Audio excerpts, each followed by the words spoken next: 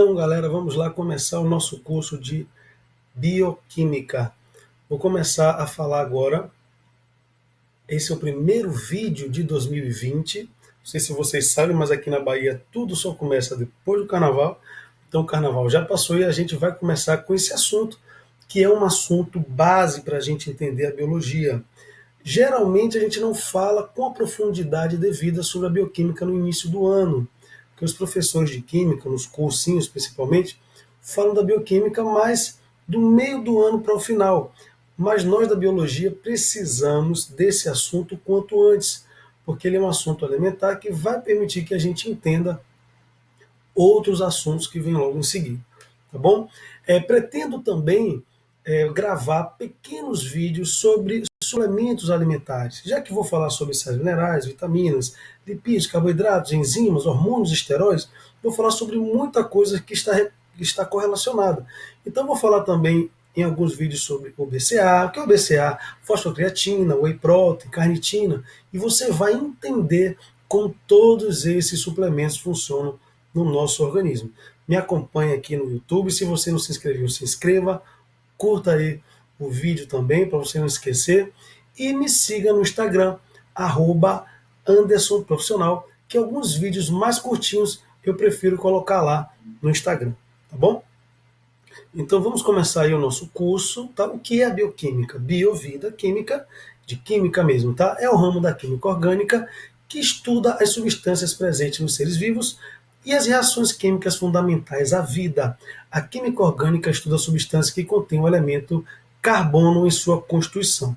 Então, pessoal, a complexidade química é uma característica dos seres vivos. Nós somos constituídos essencialmente, além da água e sais minerais, de moléculas orgânicas, principalmente lipídios, carboidratos e proteínas. O que separa a química inorgânica da orgânica é justamente isso. As moléculas orgânicas são formadas por cadeias carbônicas. O elemento carbono é incomparável nessa capacidade de se ligar a outros elementos. O carbono consegue se ligar com até 4 elementos diferentes e assim ele vai formando moléculas grandes e complexas. Aí você está vendo uma figurinha mostrando a estrutura de uma molécula orgânica. Isso aqui é uma base nitrogenada, né, citosina. Ele está mostrando aqui, ó, em vermelhinho, o oxigênio. Aqui está o nitrogênio em azulzinho, que você tem os carbonos em cinza, e o hidrogênio em branco. Tá? Vamos seguir. Vamos agora falar um pouco do histórico, que é a teoria atômica. Todos os objetos são formados por minúsculas partículas, os átomos. Na verdade, essa ideia antecede até o nascimento de Cristo com os filósofos gregos. Já acreditavam que o mundo seria formado por átomos. Átomos quer dizer indivisível. Mas a ideia mesmo, né, a ideia científica de que tudo é feito por átomo começou a crescer no início do século XIX, em 1804 aproximadamente, quando Dalton lança a sua teoria atômica, falando que o átomo seria uma partícula indivisível. Em seguida tem o modelo do Thomson, isso aí já no início do século XX, colocando no átomo as cargas positivas e negativas, mas numa estrutura única. Quem vai falar sobre a existência de um núcleo com próton e nêutron e a carga negativa, o elétron do lado de fora, já é o Rutherford, que é o modelo conhecido como modelo de Rutherford-Bohr, que o Bohr vai falar dos níveis eletrônicos. O professor de química vai explorar isso muito melhor do que eu, mas ele vai falar sobre as camadas eletrônicas, K, L, M, N. Então, os níveis eletrônicos vêm com o Bohr. Hoje já se fala também de um modelo de nuvens eletrônicas, que foi o modelo proposto pelo Schrödinger.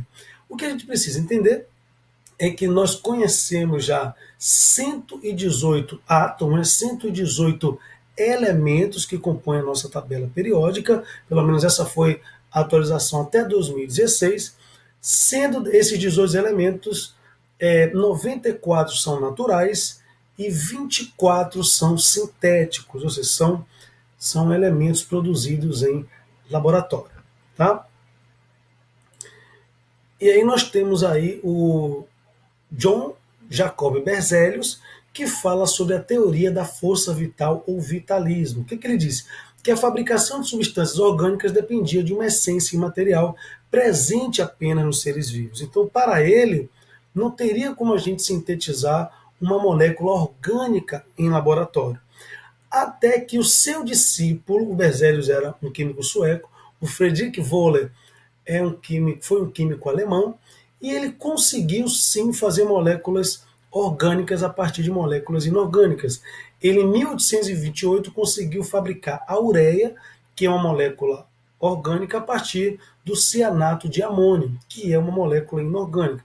Então, assim, ele abre as portas da química orgânica e hoje a indústria química produz praticamente tudo, né, que é molécula orgânica, sinteticamente, né? Então nós vamos estudar, na aula de hoje eu vou me ater à água, vamos falar de substâncias inorgânicas, água e sais minerais. Na aula de hoje eu vou falar da água, introdução à química orgânica, e vou falar de água. Vai seguindo as próximas aulas que eu vou falando uma por uma aí. Depois das moléculas orgânicas, nós vamos ter uma aula de carboidrato, uma de proteína, uma de lipídio, uma de vitamina, uma de ácidos nucleicos e por aí vamos seguindo o conteúdo de bioquímica. O que a gente precisa saber também que é importante, os principais elementos dos seres vivos são esses aí, ó, CHOMPs. Quais são eles? Carbono, hidrogênio, oxigênio, nitrogênio, fósforo e enxofre. Então 98% dos elementos são esses, CHOMPs. Veja, eu não estou falando das moléculas da atmosfera primitiva, porque tem muita gente que confunde isso. Estou falando dos elementos presentes nos seres vivos, os átomos presentes nos seres vivos. E temos também outros elementos, como cálcio, ferro, magnésio, sódio, potássio, cloro e iodo, perfazendo o restante, somando os 2% restantes.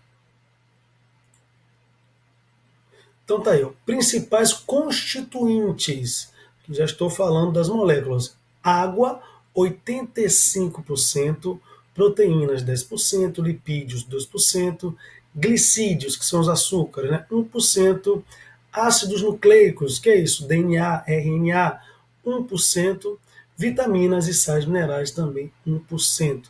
Então essas proporções aparecem com frequência em algumas questões que vão fazer perguntas sobre a bioquímica. Então, começando o assunto de hoje, vamos falar sobre uma das moléculas, talvez a molécula mais importante da vida, inclusive a vida ela se inicia no nosso planeta no ambiente aquático, a água é o berço da vida, então nós vamos começar a estudar um pouco a estrutura da água. Então veja que a água é uma molécula polar, porque a gente fala, a água é uma molécula polar, porque ela forma polos. O oxigênio sendo eletronegativo, ele puxa a carga negativa para um lado. O hidrogênio, que é o H+, puxa a carga positiva para o outro lado. Por isso que a água é uma molécula polar.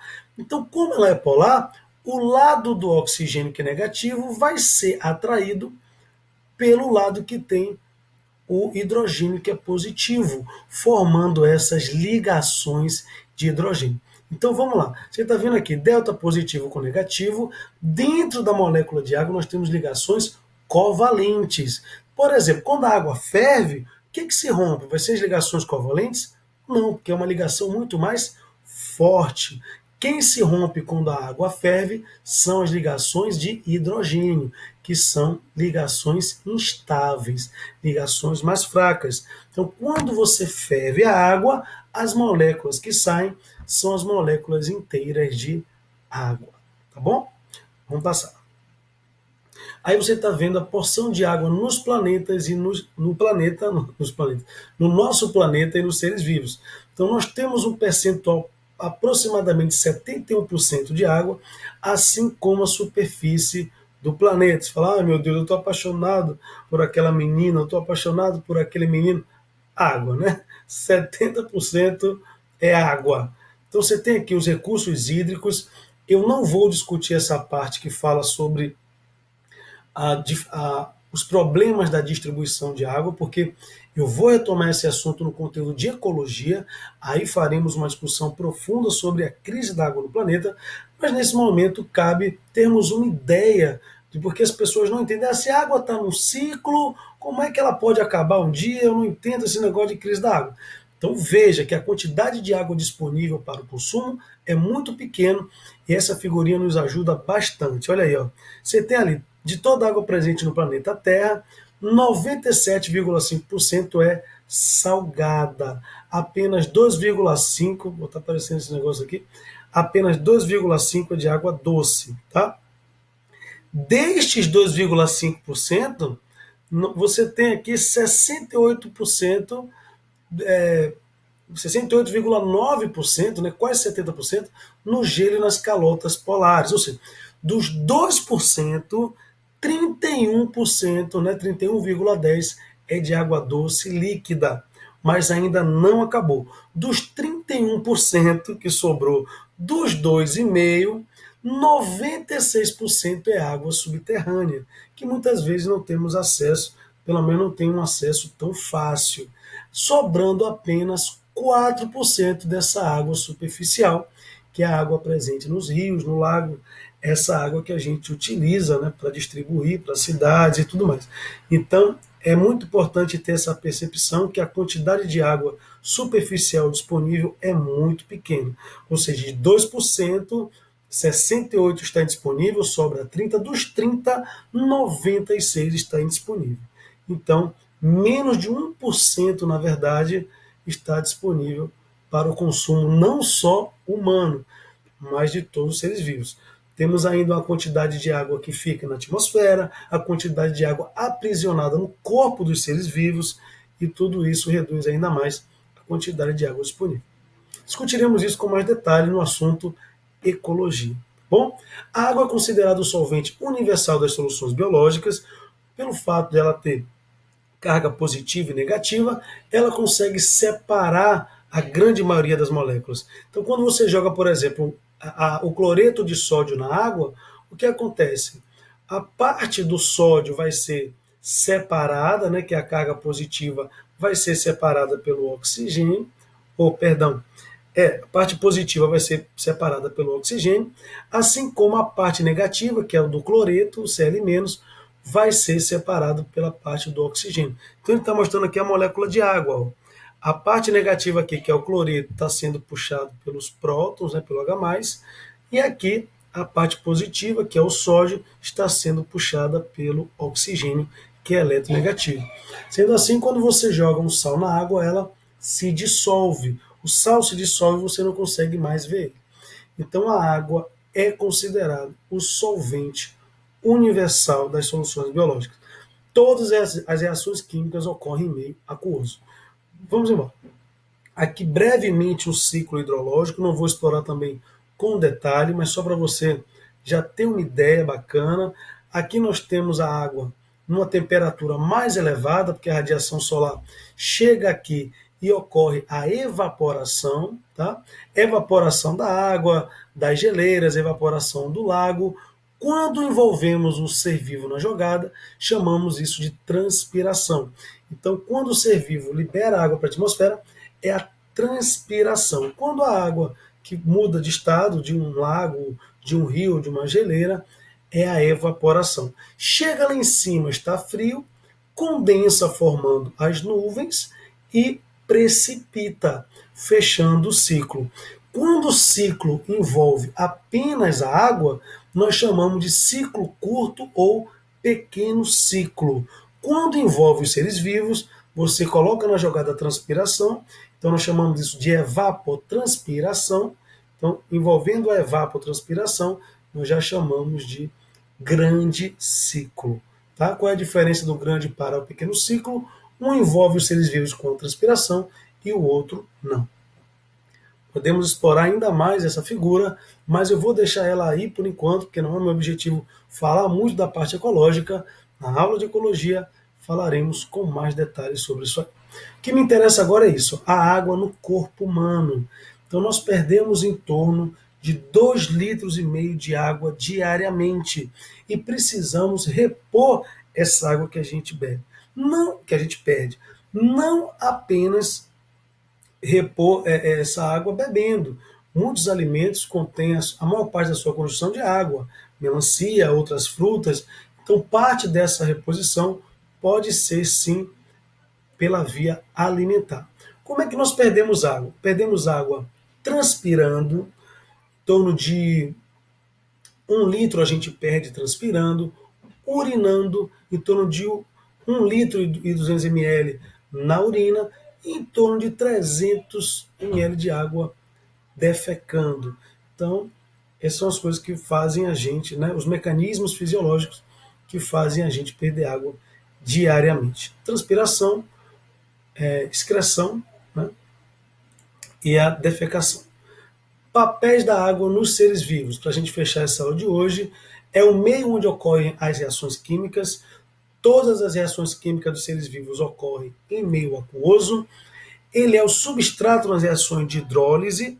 Mostrarei com detalhe quando prosseguiram na hora da formação de proteínas, de glicídios. Você vai ver a reação de hidrólise, vai ver a reação de síntese por desidratação. Então a água entra e separa duas moléculas, isso é hidrólise.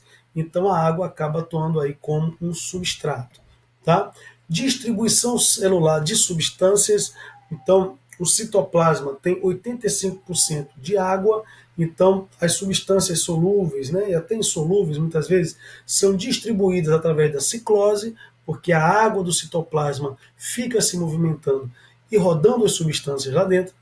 É um meio do sistema de transporte animal e vegetal. O sangue humano, por exemplo, a maior constituição é de água. A seiva, xilema, floema, maior constituição é de água. Então a água é o veículo de transporte de substância dos seres vivos. Impede grandes variações de temperatura.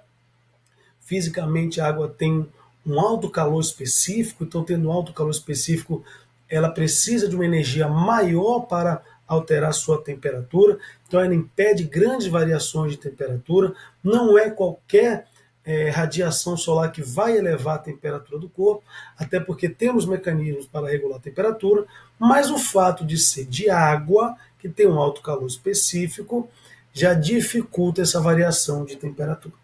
Manutenção da homeostase. Como assim? Nós temos as glândulas sudoríparas.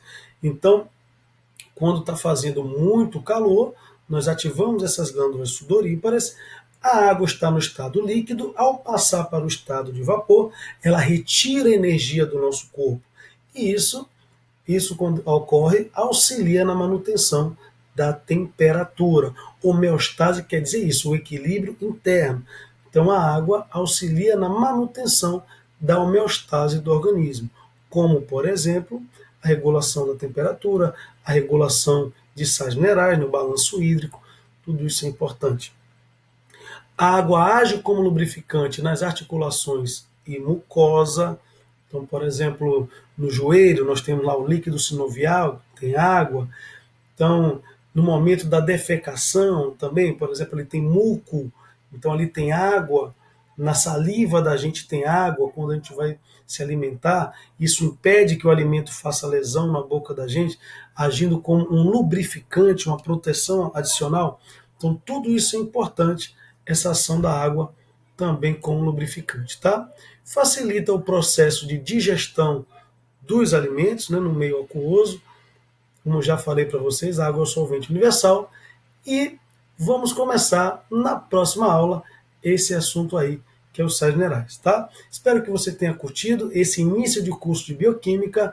Não perca nenhum vídeo, se inscreva no canal, que quase que diariamente, ó, vamos tentar diariamente agora, né? Porque é tanta coisa, é tanta aula, é gestão de escola, é mestrado, mas a gente vai tentar aí manter uma frequência de pelo menos uns 3 vídeos por semana, tá bom? Muito obrigado pela sua atenção, um beijo até a próxima aula e valeu!